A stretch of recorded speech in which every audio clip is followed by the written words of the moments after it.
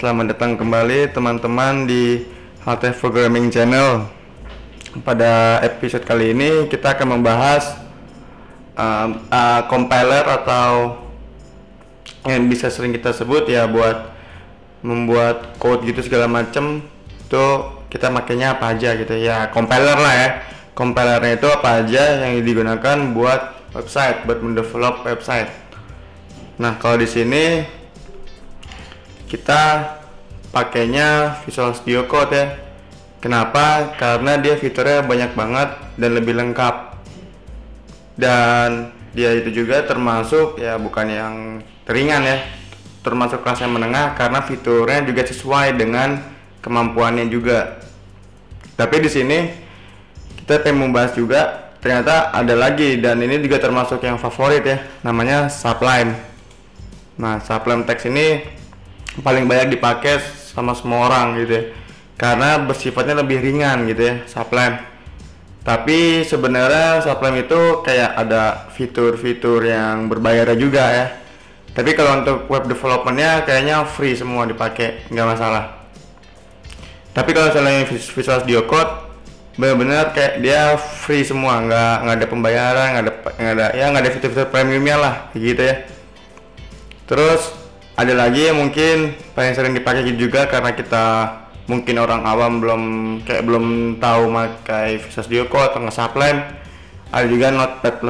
Notepad++ ini jauh lebih ringan dan jauh lebih lebih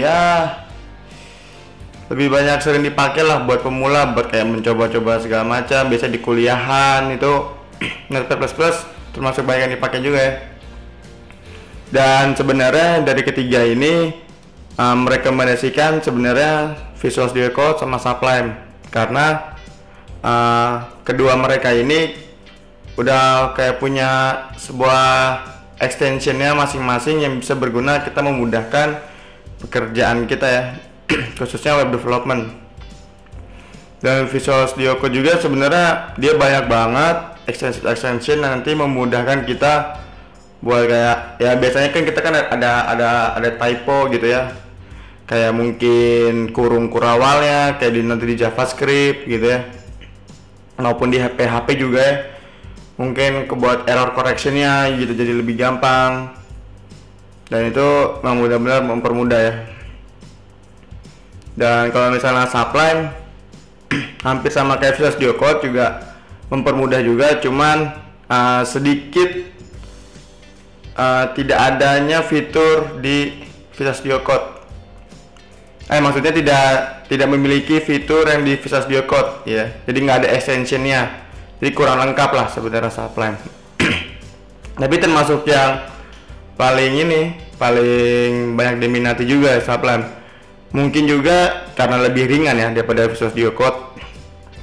Oh ya, mungkin buat teman-teman juga kayak belum tahu sistem requirement-nya yang cocok itu buat apa. Oh ya, kalau misalnya teman-teman punya laptop yang minim requirement-nya, bingung mau pakai yang mana, disarankan pakainya Sublime aja ya.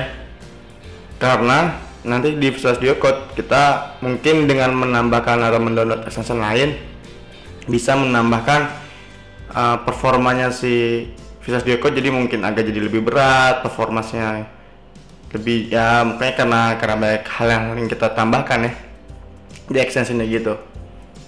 Nah juga kalau misalnya teman-teman baru pengen mencoba masuk ke dunia coding, mungkin teman-teman disarankan pakai saja Notepad++ atau enggak Sublime juga ya, karena ya memang di sini fiturnya jauh lebih mudah digunakan kebandingkan Visual Studio Code kalau misalnya untuk pemula gitu. Tapi kalau misalnya untuk yang udah mau masuk ke intermediate atau mau lebih serius lagi ke dunia coding, bisa pakai Visual Studio Code kayak gitu. Dan sistem rekrutmennya juga yang tadi ya disarankan sebenarnya kalau buat yang Visual Studio Code disarankan si i5 gitu ya, sarankannya i5 sama RAM-nya 4GB aja, itu udah cukup buat Visual Studio Code. Kalau misalnya Visual Studio Code udah cukup, berarti Sublime dan Notepad udah lebih dari cukup ya. Karena apa? Karena Visual Studio Code itu dia lebih tinggi lah. dan lebih berat kebandingkan mereka itu. Ya minimal sistem rekrutmennya itu ya, i5 dengan RAM 4GB aja, nggak usah banyak-banyak gitu ya, nggak usah gede-gede juga RAM-nya. Kalau untuk subline i3 juga bisa, RAM-nya 4GB itu juga udah masuk, apalagi Notepad++ ya. Ya kalau misalnya nanti kenapa sih kelebihan-kelebihannya dari Visual Studio Code, udah ada ya di video sebelumnya tentang extension di Visual Studio Code yang kita pakai untuk mempermudah kerja web developer. Itu udah kita bahas ya. Dan kalau misalnya untuk Subline dan Notepad, extensionnya mungkin kurang lengkap ya kebandingin di Visual Studio Code. Dan di sini juga kita juga pakainya Visual Studio Code ya. Jadi emang agar lebih mempermudah aja, karena emang banyak extension yang mempermudah juga ya. Sedangkan kalau di Notepad++ mungkin kita lebih manual ya, mencari error correctionnya segala macam ya. Dan kalau Subline juga ya dia kayak ada garis bantunya, kalau misalnya ada error kayak dimerahin. Notepad++ juga ada sih, cuman mungkin kalau di Visual Studio Code dia kayak langsung aja gitu, langsung memberitahu kalau misalnya ini ada error atau kurang tutup, kurang titik koma. Itu kesalahan yang awam ya, yang udah biasa ditemuin pada developer gitu. Atau mungkin kita kayak kurang tutup /div atau segala macemnya. Itu emang benar-benar harus teliti juga ya. Dan kalau di Visual Studio Code juga dia ada yang fiturnya kayak misalnya kita mau mengubah tag yang depan dengan tag yang belakang gitu ya, kayak HTML H1 sama yang belakangnya /H1, kita bisa langsung menghapus dan menyamakannya. Itu fitur kelebihannya ada di video-video kita ya sebelumnya yang membahas extension Visual Studio Code untuk web developer. Dan di Visual Studio Code ini juga bukan cuman buat HTML, bukan buat cuman CSS, bukan cuman buat PHP gitu ya. Di sini juga ya teman-teman bisa lihat ada juga bisa buat Node.js, buat JavaScript, TypeScript, Python, Java, C++ gitu ya. Mereka kayak paket lengkapnya gitu ya. Di Visual Studio Code itu bisa kita gunakan untuk apapun ya. Nah, teman-teman juga di sini udah lengkap, kayak udah dikasih tahu caranya, tinggal buka aja webnya code.visualstudio.com.